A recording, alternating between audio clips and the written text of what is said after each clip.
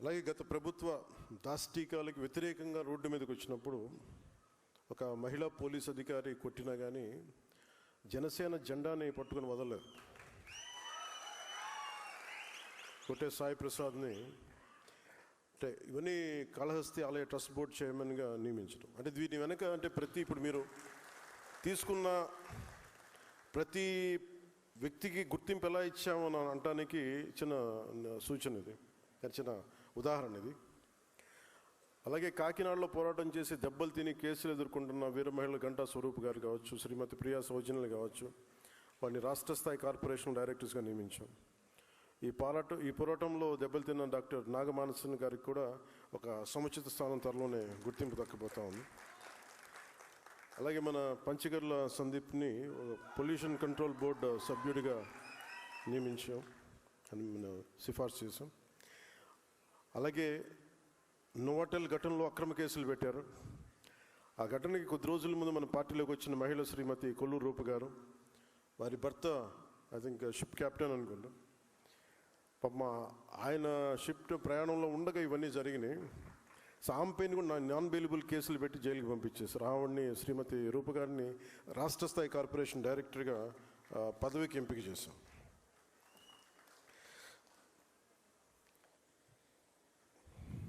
అలాగే పార్టీ నుంచి తొలి నుంచి క్షేత్రస్థాయిలో పనిచేస్తున్న శ్రీ గేదెల చైతన్య గారికి, దాసరి రాజు గారికి, గర్భాన సత్యబాబు గారికి, ఆర్డిఎస్ ప్రసాద్, శ్రీ గుండుబోగుల నరసింహారావు, శ్రీమతి ప్రశాంతి, శ్రీ మండల రాజేష్, తోళ్ల మంజునాథ్, కుమ్మరి నాగేంద్ర గారు లాంటి వారందరికీ కూడా ఈ పదవులు దక్కాయి.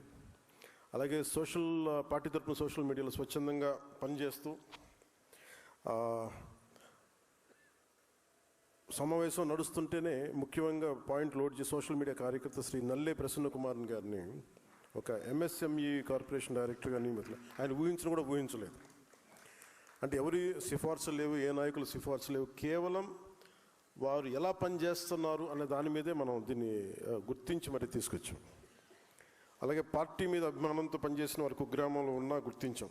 ఉదాహరణకి కోనసీమలో ఇందుపల్లి అనే గ్రామంలో పౌరోహిత్యం చేసుకునే శ్రీ ఆకిళ్ళ నారాయణమూర్తి గారికి జనసేన అంటే చాలా అభిమానం. గత ప్రభుత్వంలో స్థానిక సంస్థల ఎన్నికల్లో పార్టీ మద్దతుతో వార్డు సభ్యుడిగా పోటీ చేసి గెలిచారు. ఆయన్ని బ్రాహ్మణ కార్పొరేషన్ డైరెక్టర్గా ఆయనకి నియమించడం జరిగింది.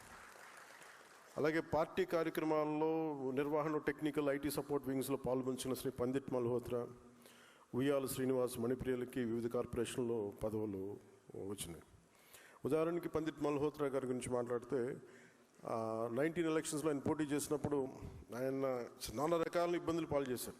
బెంగళూరులో సాఫ్ట్వేర్ ఉద్యోగంలో అంటే వచ్చి కూర్చొని బలంగా నిలబడి ఓడిపోయినప్పటికీ కూడా స్పిరిట్ కోల్పోకుండా ఆత్మస్థైర్యం నిలబడినందుకు ఆయనకి పదవి ఇవ్వడం జరిగింది. Party IT, legal cells, doctors, legal programs కమిటీల్లో కూడా బాధ్యతలు చేపట్టమని గుర్తించాం. సగటు పొజిషన్స్లో వారికి ఇవ్వడం జరిగింది. ఓటమి పాలైన పార్టీ కోసం నిలబడిన మహిళా నేతలు శ్రీ పాలవలసి శ్రీ గారికి ఘంటసాల వెంకటలక్ష్మి కార్పొరేషన్ చైర్మన్స్గా నియమించడం జరిగింది. శ్రీమతి టి రమాదేవి, శ్రీమతి రేఖా గౌడ్ను విజయవాడ శ్రీశైలం దేవస్థానం ట్రస్ట్ బోర్డుగా సభ్యులుగా బాధ్యతలు అప్పగించాం. ఉత్తరాంధ్రలో పార్టీ కోసం నిలబడి గిరిజన ప్రాంతంలో తిరిగిన కార్యకర్త శ్రీ వన్నెంరెడ్డి సతీష్ని విశాఖపట్నం జిల్లా గ్రంథాలయ సంస్థ చైర్మన్గా నామినేట్ చేశాం. ఇంకా రాష్ట్ర స్థాయి డైరెక్టర్ పోస్టులు ప్రతిపాదించిన 60 మంది ఉన్నారు. వారికి సంబంధించిన ప్రకటన ఇంకో కొద్ది రోజులు తెలుస్తుంది. అలాగే జిల్లాలో బ్లాక్ స్థాయి అంటే agriculture technology management authority committee చైర్మన్లు, సభ్యులు నియామకం మొదలవుతూ ఉంది.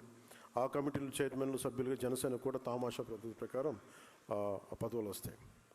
అలాగే జిల్లా గ్రంథాలయ సంస్థల సభ్యులుగా కూడా నియమం చేపడతా ఉన్నారు. అంటే ఇవన్నీ మీకు ఒకటి కాదు, రెండుగా చాలా ఉన్నాయి. సో వీటికి పదవులు చిన్నవా పెద్దవా వీటన్నిటికంటే కూడా మనం దీని బాధ్యతని మనందరం గుర్తించాలి. సో దానికి ఇంకొన్ని సంఘటనలు చెప్పి then I will come to the main contents. ఉదాహరణకి మన చిల్లపల్లి శ్రీనివాస్ గారు ఉన్నారు.